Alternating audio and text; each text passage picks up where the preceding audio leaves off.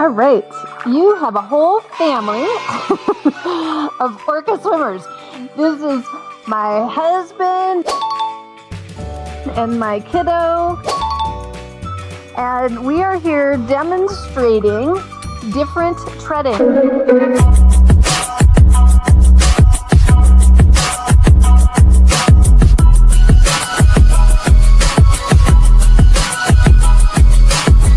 We all three have very different body types, and I want you to see that there's no one way that treading works.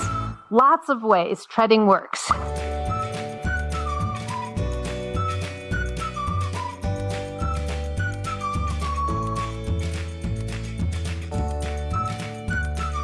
It's all good. It all works. It's about finding what works best for you and your body type.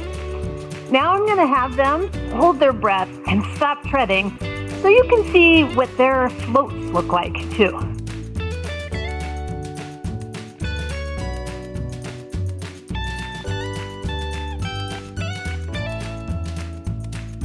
Hopefully they're way more buoyant than I thought they were going to be. It's finding how your body and the water works together. Playful, beginner mindset discovery.